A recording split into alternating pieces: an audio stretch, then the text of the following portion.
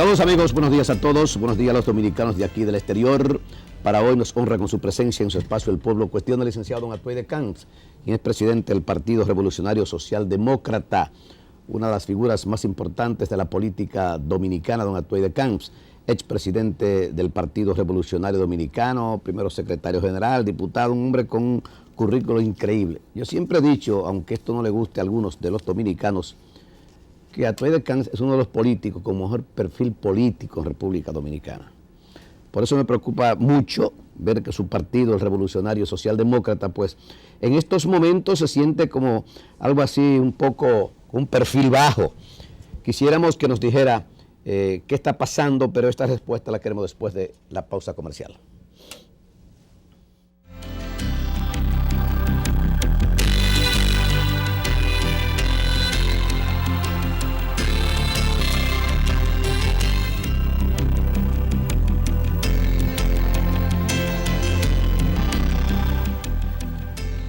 Iniciamos, amigos, El Pueblo Cuestiona con el licenciado don Atuey de Camps, presidente del Partido Revolucionario Social Demócrata, PRSD, el Partido del Toro. Atuey de Camps, muchas personas son de opinión de que, o más bien, se sienten preocupados por su futuro inmediato, hablamos de su partido y el suyo también. ¿A qué se debe que se ve al Partido Revolucionario Social Demócrata un perfil bajo que solamente se menciona muchas veces cuando Atuey de Camps comparece a la televisión?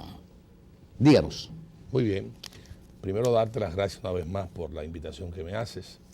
Segundo, decirte que te agradezco mucho la preocupación que expresas públicamente, pero finalmente debes de preocuparte cuando yo traicione la posición de principio que he mantenido. Y esa no es posible realmente, porque está intrínseco con mi personalidad y de cierto modo con mi historia conductual en el seno de este país y de la sociedad dominicana en términos políticos. No ha habido ninguna situación política desde 1966 a la fecha. Y digo 66 porque pudiera ir antes.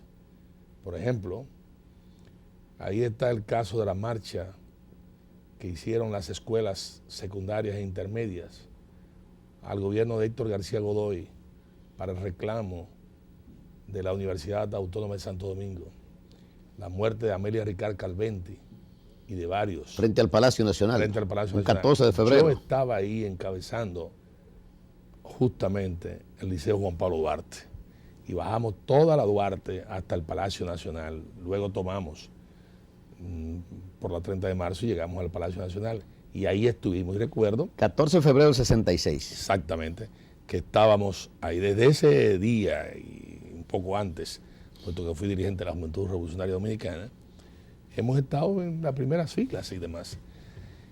¿Qué es lo que está aconteciendo? No, efectivamente, nosotros salimos del PRD Papache, PPH, como lo quieran llamar. No es el PRD histórico, en absoluto no es el PRD de Peña Gómez, de nosotros, no es el PRD que construyó aquí toda una plataforma política de defensa de los derechos humanos, y como tal, errores en algún momento que se produjeron generaron que fueran candidatos a la presidencia de la República personas no necesariamente representativas del partido. Y entonces ya desde el poder hicieron lo que les venía en gana. Y en esa actitud corrompieron en gran parte el partido. Y el partido pasó a ser derrotado. Contribuimos también a esa derrota cuando se planteó la reelección presidencial. No nos arrepentimos de eso. Muy por el contrario, nos sentimos orgullosos de haber dado ese paso. Porque la reelección en el seno del PRD era una maldición y debió haberla sido. Porque desde que se fundó el partido planteó el principio de la no reelección en sufragio efectivo que planteaba la Revolución Mexicana de 1910. Pero bueno, en definitiva, formamos el partido. El partido ha jugado un papel en términos de referente moral, conductual, del mismo modo que si tú me hablas de Ercilio Vélez Burgos, Ercilio Vélez Burgos es un hombre de méritos extraordinarios. Pre-revolución de 1965 y posteriormente también. Y yo recuerdo la voz de Ercilio Vélez Burgos por el Santo Domingo, Radio Santo Domingo Constitucionalista, y recuerdo a Ercilio Vélez Burgos también. en una serie de acciones democráticas al servicio del pueblo. Entonces, me dirán, bueno, pero Hercilio Veloz Burgos estaba en Reintel, fue conocido mucho en Reintel, ahora está en el canal 16 y demás. 24. ¿Qué le pasa a Hercilio Veloz Burgos? No, sencillamente, Hercilio Veloz Burgos ha seguido, los tiempos han cambiado, pero ha seguido con una posición que eso es lo importante. Bueno, que Hercilio necesita un pedazo del poder. Bueno, Hercilio puede necesitar probablemente un pedazo del poder para ponerlo al servicio de la sociedad, pero ¿a costa de qué? Y finalmente, cuando tú le das a esos señores el trozo del poder y demás, van a representar exactamente lo que en definitiva tú entiendes que debe ser representado en función de lo que este país reclama. Ese es uno de los problemas serios de este país. Entonces, si era la actividad política llegar al gobierno per se, por llegar al gobierno, entonces debimos habernos transado con Balaguer desde el año 70, porque Balaguer parecía eterno y no lo fue. O transarnos con otras situaciones que nunca lo hemos hecho. En esa dirección el partido ha estado, con sus limitaciones de fondos y demás, haciendo actividad, reorganizándose. Por ejemplo, este domingo tuvo un seminario de la juventud del partido y el departamento sindical del partido. Ha estado en proceso de reestructuración, de tomar una serie de medidas y, por supuesto, ha estado planteando temas importantes como son los problemas de un plan nacional de gobierno que realmente cambie todo este tipo de estructura que tenemos. Es una verdadera pena y vergüenza, de cierto modo, observar lo que está ocurriendo con el desayuno escolar, lo que está sucediendo con problemas del costo de la vida, cómo se está subiendo el costo del combustible por encima de lo que finalmente constituye la ley y marca la ley en términos de hacer un aumento correspondiente al aumento en el exterior, en el mercado de petrolero. Pero aquí no, aquí déficits presupuestales están tratando de ser cubiertos por aumento del combustible y esto va en detrimento de la situación. Un plátano hace unos días estaba costando 11 pesos, pero ese plátano en finca estaba costando 5 pesos. Entonces, la intermediación te mete 6 pesos. Tú dirás, bueno, pero ¿y qué es? Bueno, uno de los factores que se alega es el alza, el encarecimiento del combustible. Entonces, todos estos factores van en detrimento de la población. Se plantea que hay 14,000, por ejemplo, sacos de carbón que están haciendo todos los días en la zona sur y en otra zona de la ciudad de Santo Domingo. Bueno, ¿cuánto está costando el galón de gas propano para el ama de casa? Esas son cosas que tú tienes necesariamente que analizarlas. Entonces, cuando tú analizas los problemas que hay en el país, entonces tú dices, bueno, pero ¿por quién es que vamos a votar? Y eso es donde hay que necesariamente definir. Tú vas a votar para remachar tus cadenas. Tú vas a votar por más de lo mismo. O tú quieres votar por un cambio.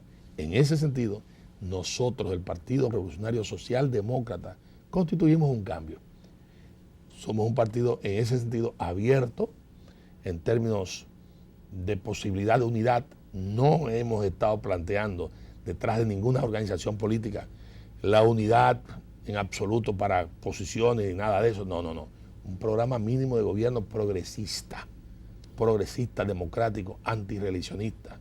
Y en esa dirección hemos estado trabajando. Y en esa dirección estamos planteando lo que en definitiva debe de ser. Estimamos que el presidente de la República no va a la reelección presidencial, aun cuando hayan declaraciones que confundan, cuando desde el caso de la visita reciente que hiciera el presidente de la República a la India, ofreció declaraciones que se prestan a confusión en la dirección reeleccionista, pero yo soy de los que creen que el presidente de la República ha concentrado poderes muy por encima de lo que otros gobernantes, con excepción de Trujillo, ha podido concentrar.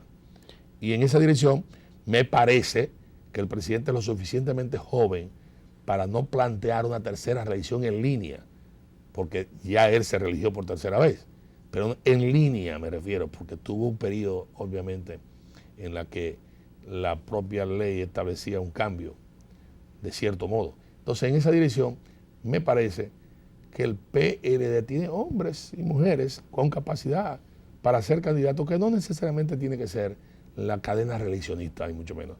Y en cuanto al Partido Revolucionario Dominicano, versión PPH o PAPAH y demás, yo me tengo que reír, porque Ercilio Veloz y yo luchamos por la democracia desde hace muchos años. Yo cité un hecho, pero Ercilio puede citar hechos todavía mayores, porque me lleva un par de años, Ercilio. En esa dirección, yo tengo que reírme, lo digo de modo muy claro, porque obviamente están tocando cornetas los que en definitiva no saben lo que es la historia conductual de lo que fue el otrora glorioso Partido Revolucionario Dominicano y el sacrificio de una cantidad de hombres y mujeres. Y específicamente tengo que señalar de modo muy claro a José Francisco Peña Gómez. Entonces Peña Gómez lo han utilizado, claro, lo han utilizado para enriquecerse, lo han utilizado para hacer una serie de vagabunderías, pero no exactamente para honrar la memoria histórica de Peña Gómez y los principios que le enarboló. Y en esa dirección nosotros hemos sido los coherentes, los consecuentes, los que hemos planteado la defensa primigenia de esos principios y los que no hemos abandonado ellos. No obstante, todas las ofertas que puedan venir, que yo sé de paso, tengo de modo muy claro decir, mucha gente piensa muy bien antes de hacer un planteamiento de oferta, en función de que sabe que nosotros no nos prestamos a vagabunderías. Pero a Tuey de Camps lo tendremos como candidato a la presidencia de la República el 20 de mayo del 2012, o se quedará, diríamos, viendo pasar el proceso eleccionario, o así, aunque sea remotamente, ¿vislumbra usted alguna alianza con alguno de los sectores, PLD, Reformista, PRD, en fin, o izquierda, en fin? Ercilio, nosotros implementamos aquí una alianza. Quien les habla personalmente hizo todos los contactos, visitas, conversaciones, diálogos, parlamentos, no necesariamente compromisos, con una serie de sectores procurando planteamiento de unidad. En ese momento, yo que pude haber sido el candidato, perfectamente decliné a favor del ingeniero Eduardo Estrella. Pero obviamente hay sectores sumamente mezquinos que en definitiva prefieren aquella expresión de Bosch sigue siendo vigente, ser cabeza de ratón y no cola de león. Y en definitiva no se sumaron. La historia demostró que estaban equivocados.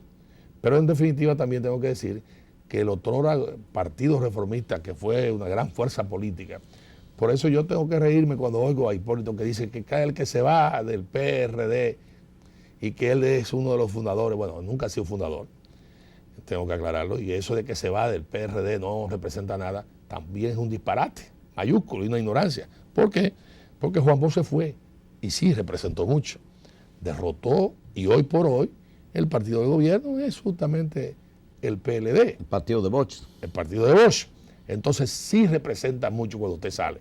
En el caso mío, yo me llevé la reelección de él, entre otras cosas. ¿Se llevó? La reelección de Hipólito. La reelección de Hipólito. Claro, entre otras cosas. ¿Por qué? Porque factores internos planteados por nosotros, obviamente, un equipo de hombres y mujeres que no se prestó a la vagabundería de ser sobornados en el Congreso Nacional, cuando Hipólito a su vez sobornó a 11 miembros del Congreso, miembros del PLD, para sumarlo a la modificación constitucional. La gente nuestra, entre ellos Héctor Aristi, la compañera Ulos de Familia, compañeros que asumieron un papel como Obi Saldívar y otros más, la misma Felipa Gómez en su momento, se planteó y se pronunció en contra y no aceptó prebendas. Entonces, en esa dirección, nosotros hemos jugado un papel histórico. Claro, vamos a estar claros, vaya la repetición. Hipólito designó una Junta Central Electoral complaciente. Y ahí vino la decisión de la Junta, que finalmente la Suprema Corte de Justicia se declaró incompetente cuando nosotros acudimos a ella. No había un tribunal de garantía constitucional, entre otras cosas, que afortunadamente aparenta que se va a producir en el país, que nosotros esperamos que juegue su papel. Entonces, en esa dirección, obviamente hemos planteado una serie de situaciones somos partidarios de una alianza con X personas. No tenemos aliados preferidos. Pero es obvio que la marcha de los acontecimientos podrá indicar. Ahora bien, cruzados de brazos no nos quedaremos. En definitiva, si el partido tiene que ir a las elecciones solo, el partido lo va a hacer. Y yo quiero hacer esta aclaración, porque hay muchos partidos que se crean para mantenerse como si fueran rémoras. La rémora es un pescadito que se pone detrás del tiburón. Cuando el tiburón muerde, los desperdicios, lo que deja, la borona que deja, se lo come la rémora, sin mayores esfuerzos. Entonces, eso lo han hecho algunos dirigentes de partidos emergentes en muchos casos, pero esa no es la escuela nuestra. Nosotros hemos sabido ir solos, sin necesidad de entrar necesariamente en alianza con ningún otro sector.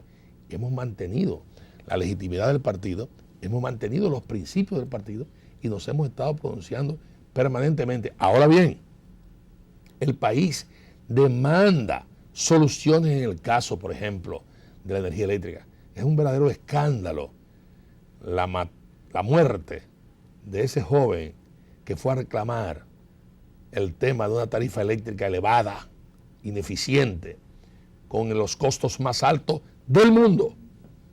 No obstante la eficiencia que demuestran sociedades como Costa Rica, con costo por 6 centavos, aquí está por encima de 24 centavos de dólar. Entonces, que encima de un reclamo tú encuentres la muerte, es una verdadera barbaridad y debía el director de la Corporación de Electricidad de dar una debida satisfacción, si se puede, a esa familia y compensación a esa familia por ese hecho que es realmente grave. Pero bueno, ese es el tema de la electricidad. Usted tiene el problema, por ejemplo, agrícola nacional. Cuando usted está produciendo y sembrando, entonces se producen importaciones y desgraciadamente se cae. Tenemos el problema del desayuno escolar. Los verdaderos productores de leche están beneficiando del desayuno escolar. No es así. Se importan en elementos que en definitiva son reconstituidos y tenemos problemas, por ejemplo, el reciente caso de Cotuí, en donde mi querido amigo, el secretario de Educación, señala que era por intolerancia a la lactosa. 9 personas. Finalmente las propias madres de esos muchachos dijeron, no, pero si toman leche en la casa y no le pasa nada. Entonces, ¿de qué intolerancia a la lactosa? Obviamente, el relajo de la intoxicación y los mecanismos del desayuno escolar que no ha cumplido hasta ahora. Yo recuerdo el bendito desayuno escolar que daban cuando Trujillo, que daban un pedazo de pan, un pedazo de jamón, salchichón. Y un trópico. Y un trópico. Nadie se intoxicó, ¿eh? Nadie se intoxicó. Bueno, yo no estoy diciendo que volvamos al trópico, pero si hay que hacer una fábrica de trópicos, óyeme, los recursos son más que suficientes para hacer una fábrica de trópicos. Pero en definitiva, lo que quiero significar es que hemos involucionado, que en lugar de evolucionar en términos positivos en esa área, estaba por supuesto la industrial lechera. Industrial lechera. Industrial lechera, que era del Estado Dominicano, que era de Trujillo. Bueno, era de Trujillo y pasó luego a ser del Estado Dominicano. En definitiva, lo que planteo es que cuando tú tienes el salto tecnológico digital, donde China va a una carrera vertiginosa hacia, ya se ha convertido en el principal país productor del mundo y el segundo mayor comprador del mundo, con una sociedad que usted agarra el canal chino y de televisión y observa cómo ha cambiado esa sociedad y la contrasta con otras sociedades. Entonces usted tiene que admitir que obviamente los chinos han evolucionado hacia el régimen capitalista. Pero bueno, si usted está interesado en hacer una serie de cosas positivas, se logran. Y usted puede perfectamente cubrir el problema de la miseria. ¿Cómo es posible que haya una educación servida con un presupuesto tan magro? ¿Cómo es posible a esta altura de los tiempos con un presidente de la República que tiene luces intelectuales suficientes para poder entender este problema? Claro, el presidente podrá alegar, y tiene sus razones, calidad de la enseñanza, pero la calidad de enseñanza se puede perfectamente lograr. Ahora, usted tiene que priorizar, por supuesto, la inversión en recursos, que ese es uno de los problemas más graves que ha estado sucediendo. Ok, pero si usted comparara la gestión del actual presidente de la República con la de su partido, con Hipólito Mejía a la cabeza, ¿qué usted diría? ¿Cuál de las dos ha sido mejor o peor? La de Hipólito durante 4 años, a quien usted combatió con todas las armas, y la de Leonel Fernández. No me está haciendo muy buena comparación, porque yo no solamente combatí a Hipólito, en un momento determinado lo apoyé. Retiré mi candidatura, lo apoyé a Hipólito, le brindé mi apoyo total, desinteresado. Y en esa dirección, yo no quiero hacer evaluaciones sobre lo que fue el gobierno de Hipólito, y menos en estos momentos que están enfrascados en una lucha interna entre ellos, que pudiera ser que yo estoy tratando de inclinar situaciones que no me interesan. Porque cuando usted me pregunte cuál es la diferencia que hay entre el proyecto político de Hipólito Mejía y el proyecto político de Miguelito Vargas, te diría que ninguno. ¿No hay diferencia? No hay diferencia. Ambos son comerciantes, empresarios. No hay diferencia. Ambos. Así usted trata a los compadres y a los amigos. No, no lo trato. El hecho de que sea empresario y comerciante no es una agresión. Ah, bueno. Es una calificación. Pensé que usted iba a decir de la política. No. Okay. No. Me refiero a que... Rectifico. Exactamente.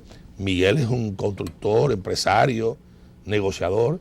Y Hipólito también fue Fuerza Agrícola, su empresa. Empresario agrícola. Empresario agrícola, vendedor de semillas y otras cosas más. Tomate, melones. Bien, entonces en esa dirección, ahí no hay diferencia. Dígame usted cuál es la diferencia.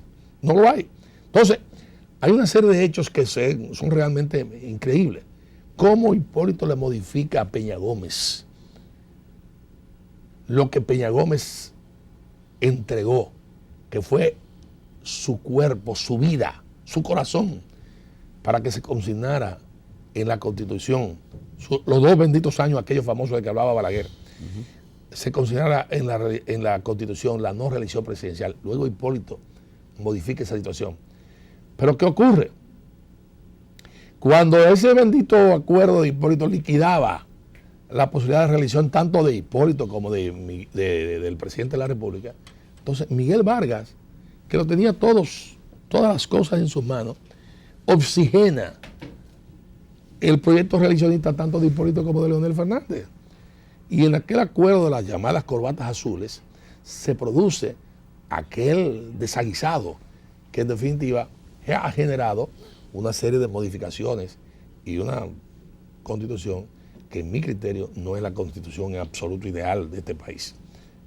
En esa dirección, Miguel entregó armas que nunca debió haber entregado. Oxigenó al contrario y hoy tiene ahí a Hipólito Mejía. Y entre otras cosas, también la presencia del presidente de la República en términos de potencialidades y de ese partido. Entonces, en esa dirección, yo quiero plantear de modo muy claro que no observo ninguna diferencia entre el uno y el otro. ¿Por qué? Porque no hay ni un programa de ellos, ni un planteamiento concreto de ellos que se diferencien. Entonces, para mí es más de lo mismo. En definitiva, no constituyen soluciones. O sea, ¿tú no apoyarías al PRD en este proceso que se avecina entonces? No, nosotros apoyamos al Partido Revolucionario Socialdemócrata en este proceso. No nos negamos a una posibilidad de una alianza electoral coyuntural. No tenemos aliados preferidos. Entendemos que este país necesita un cambio de la forma en que se está gobernando. Hay unos artículos escritos por Juan Bolívar Díaz que no tiene desperdicio. Uno fue el análisis del metro, la primera línea del metro. Y en estos días ha publicado un segundo análisis del costo de la segunda línea del metro y de lo que eso va a significar para el Estado, la subvención que eso va a significar y la no solución de los problemas de tránsito básicamente. Entonces, no tiene desperdicio, que yo invito a que se lea. Obviamente, se ha priorizado situaciones que no debían de ser, porque además plantear menos del 2% para el tema educativo nacional es una verdadera vergüenza. Ayer se anunció la constitución de un frente de izquierda.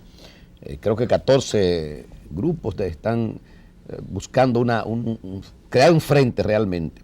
Si ese frente presentara un proyecto, un programa de gobierno, ¿cuál sería la posición de Atuey de Camps? Lo primero que hay que hacer es conversar.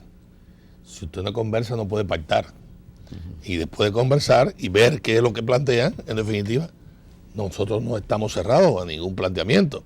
Vamos a ver, pero tendrían que conversar y plantearnos y ver realmente. Y un poco asimilar lo que ha sido también la experiencia de la izquierda, como hablaba Juan Isidro Jiménez Grullón. Hablamos de las izquierdas, en el caso de Latinoamérica, gobierno de Chávez, gobierno de Nicaragua, gobierno de, Venezuela, Nicaragua, Bolivia, en fin. ¿Piensa usted que podría eso tener un retroceso o muy por el contrario seguir aumentando, que esos gobiernos, diríamos, democráticos, de centro izquierda, pues se instauren en América Latina? Fíjate, Ercilio, lo que está aconteciendo en Egipto, con Mubarak, es la mejor demostración de los errores norteamericanos. ¿Por qué? Somoza, Trujillo, Pérez Jiménez, Batista, para mencionar algunos, ¿no? Stroessner en el Paraguay y demás, son la mejor demostración de una política errática norteamericana que empezó con la doctrina Monroe, cuando en definitiva naciones europeas quisieron entrometerse en esos asuntos y estaba de por medio el caso del Canal de Panamá iniciado por los franceses, y posteriormente el hecho del mismo México, que en un momento determinado los franceses jugaron un papel determinado en el tema mexicano. Entonces se plantea a los Estados Unidos la doctrina Monroe de América para los americanos, sí, América para ellos.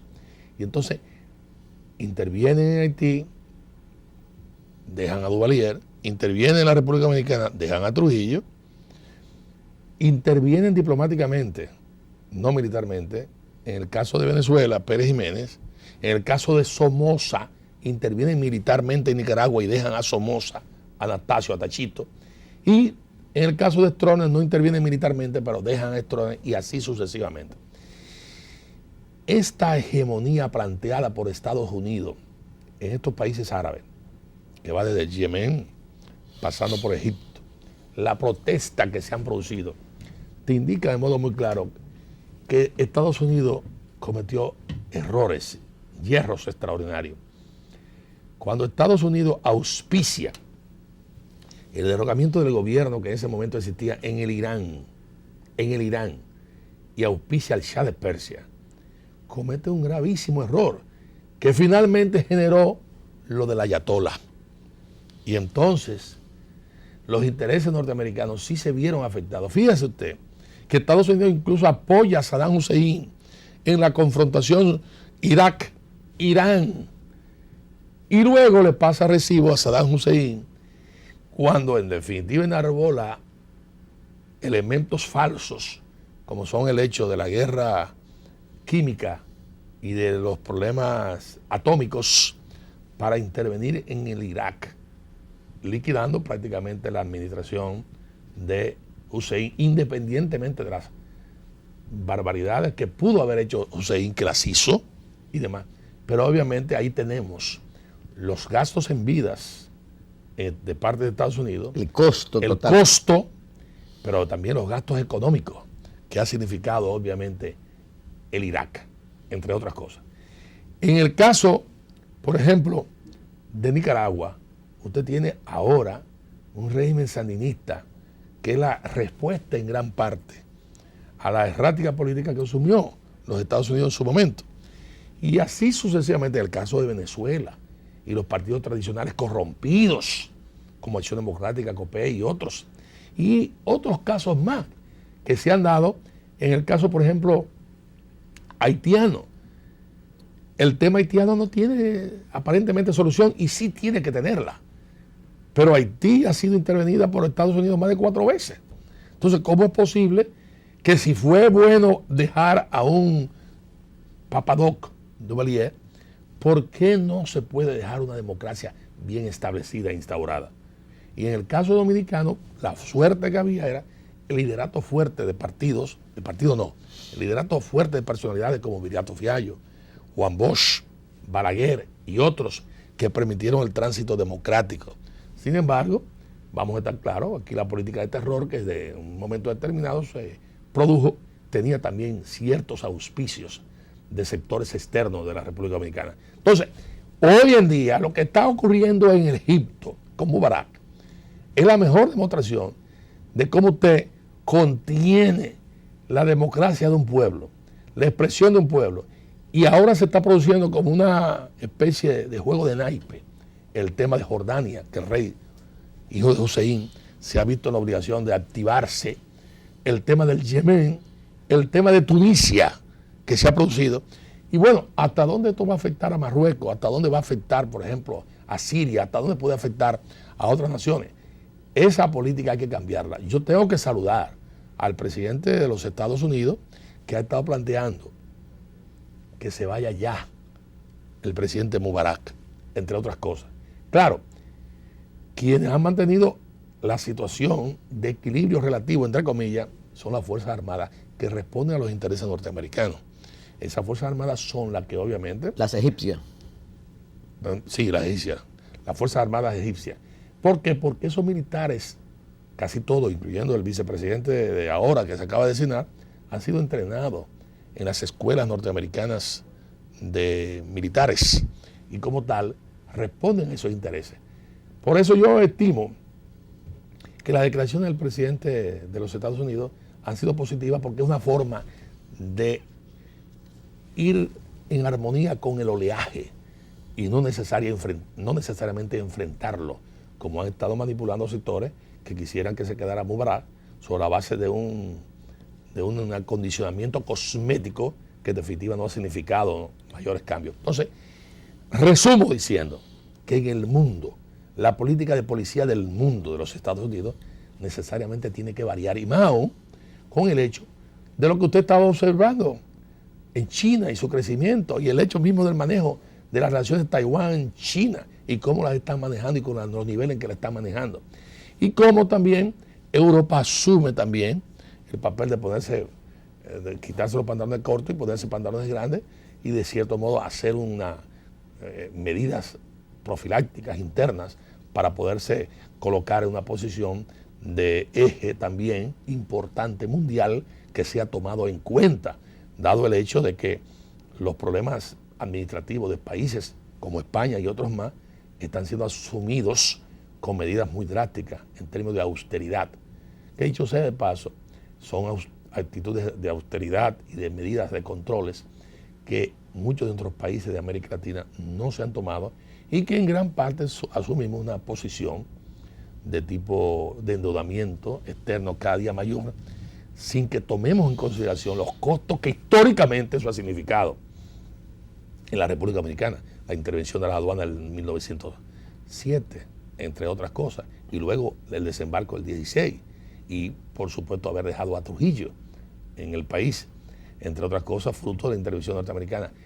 Eso lo generó la deuda, y la deuda, el que debe tiene que pagar necesariamente. Usted ha hecho un gran análisis, lo felicito, a nivel internacional. Sin embargo, el caso haitiano, que en estos momentos pues hay una situación bastante delicada que nos afecta a nosotros directamente. Tú llegaste a entrevistar a Jean-Claude Duvalier una vez. Exactamente. Yo recuerdo. Sí. Y le hago la pregunta porque justamente Jean-Claude Duvalier acaba de llegar a Haití, y se habló ayer de que ya el gobierno haitiano autorizó un pasaporte diplomático para Aristide. Todo parece indicar que la dirigencia haitiana ha demostrado que no puede dirigir aquel país. Y no son pocos los que dicen que no es verdad que Jean-Claude Duvalier iba a venir de Francia a una islita francesa y luego hacia Haití sin la anuencia tanto de los franceses como de los norteamericanos. Y la llegada de Aristide próximamente ya se ve como un hecho. Para usted, ¿qué representa la llegada de Duvalier primero, la posible llegada de Aristide, frente al caos que representa la situación haitiana, que nos afecta a nosotros, no indirectamente, sino directamente, porque hay que consignar que hasta un estornudo político en Haití se refleja en República Dominicana? Mira, Exilio, en un programa anterior que yo tuve la oportunidad de participar contigo aquí, yo relaté un caso de la inauguración de una presa pequeña que se hizo en Pedernales y en la frontera, con la frontera haitiana, en la que don Antonio Guzmán era presidente, yo era presidente de la Cámara de Diputados, y me correspondía por protocolo estar presente en aquel acto. Y yo asistí a aquel acto. Y creo haber dicho aquí que me acompañó Barón Suero Cedeño, que yo sé de paso en paz descanse, gran amigo, hermano mío. Y que en un momento determinado, que Jean-Claude Duvalier llegó, porque era el presidente de ese entonces, y habían llegado los Tonton Macoute primero, en un momento determinado, el locutor dijo, y en estos momentos está arribando el presidente vitalicio de la República de Haití. Y Barón salió. Eso es lo que necesitamos con don Antonio Guzmán. Entonces yo le dije, Barón, déjate de esas babosidades, que eso no es. En ese tipo de situaciones que se producen de relajo, de cierto modo, pero que con el relajo y relajo ya tú sabes lo que significaba. En eso estaba Portela, el ex gobernador de Santiago, que en paz descanse también, auspiciando una actitud revisionista, y otros, entre otras cosas, Sandino Grullón, Guadalupe y otros más. Ginebra también, Papi Ginebra. Papi Ginebra. Exactamente. El amigo Papi Ginebra. El amigo Papi Ginebra. Sí. Pues bueno, yo conocí ese día a Jean-Claude. Bueno, lo saludé. No hablamos, ni mucho menos. ¿Qué va a representar Jean-Claude? Mire, yo nunca he creído que es correcto que los nacionales de un país tienen que ser como errantes y vagar por el mundo sin pasaporte y sin una serie de cosas. Eso no lo entiendo correcto. A mí me parece que Jean-Claude tiene todo el derecho de vivir en su país, si en definitiva es sometido, que dé la satisfacción que deba de dar ante los tribunales, pero me parece correcto que haya llegado allá. Como me parece correcto también que el señor Haití llegue.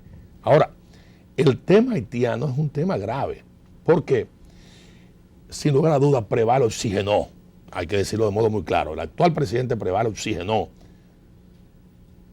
a un candidato presidencial que la OEA ha asumido una determinada posición y lo ha quitado del segundo puesto, básicamente. ¿Fue correcto que la OEA lo quitara? ¿Tiene derecho la OEA a intervenir en un país supuestamente soberano? Bueno, supuestamente soberano, pero Haití ha sido intervenido. Si tú me dices tiene derecho, ninguna nación debe tener derecho de intervenir en otra. Pero por supuesto, en el caso de la OEA, acuérdate tú que la OEA sirvió de cobertura para disfrazar la intervención norteamericana del 65 con la llamada Fuerza Interamericana de Paz, FIT, entre otras cosas. Panasco Alvin, el brasileño, fue encabezado, pero en el fondo vamos a estar claros, Panasco Alvin era un testaferro. José Antonio Mora, de la OEA. Pero José Antonio Mora, que fue un gran venezolano, jugó un papel muy importante para la democracia dominicana y la transición que se produjo. Pero la OEA jugó ese papel, desgraciadamente. Y lo ha jugado también en otras circunstancias. Y ha sido ineficiente, por ejemplo, en el caso de Honduras, totalmente. En el caso de Honduras, claro, Insulza es un gran chileno. No me sumo a las críticas que se le han hecho a Insulza en términos generales, pero en definitiva, la situación es que la OEA asumió el papel y la presencia norteamericana reforzó la posición de la OEA. Y hoy por hoy, Preval, el plan que tenía de quedarse a través de un sucubo de él, obviamente no se está dando. Y en estos momentos hay una verdadera protesta porque Preval ha cumplido su periodo. Y ahora la población haitiana entiende que Preval debe de irse, un poco siguiendo la línea de la población egipcia y de otros países árabes que también lo está asumiendo. ¿Qué yo puedo decir en relación a eso? Mientras más rápido se vaya Preval, mejor es, porque todo indica que hay situaciones muy claras en términos, obviamente, de que se requiere un cambio de gobierno para poder empezar a producir los cambios físicos que esa nación requiere después del terremoto. ¿Qué es importante para la República Dominicana? Muy importante para la República Dominicana. ¿Por qué es muy importante? Porque obviamente son nuestros vecinos. Tenemos cerca de 1 millón, y cuidado, de haitianos en la República Dominicana. Vamos a estar claros. Ahora bien, esa situación de penurias económicas fuerza a situaciones en las que en definitiva la República Dominicana debe de protegerse y blindarse ante determinadas situaciones. ¿Cuál debe ser la solución? Una solución democrática, transparente, en donde se mejoren las condiciones de vida de los haitianos. Y en eso tiene que contribuir el gobierno dominicano, cual que fuere, independientemente de quien esté presidiendo ese país, porque en el fondo es una solución sana también para la República Dominicana por la carga que puede significar esa situación. Sin embargo, admito que el mercado más importante que tiene la República Dominicana en estos momentos es el mercado haitiano. Amigos telespectadores, acaban de escuchar El Pueblo Cuestiona. Nos honró con su presencia el presidente del Partido Revolucionario Socialdemócrata, licenciado Atuey de Camps. En esta oportunidad analizó la situación política internacional, Medio Oriente, fundamentalmente. De igual manera, pues el caso haitiano lo analizó de una manera pormenorizada, y el caso de Centroamérica. Dijo que a él prácticamente en el caso de Miguel Vargas y en el caso de Hipólito Mejía representan los mismos intereses. A uno señaló de uno que eran comerciante, otro un empresario agrícola, y que los mismos no tienen un programa de gobierno definido. Dijo que él no tiene aliado preferido en esta oportunidad para las elecciones del próximo año. Dijo además, o criticó además muchas cosas del actual gobierno. Para quienes habla Ciro Beló, fue un placer llegar a los miles y miles de hogares dominicanos. Hasta la próxima.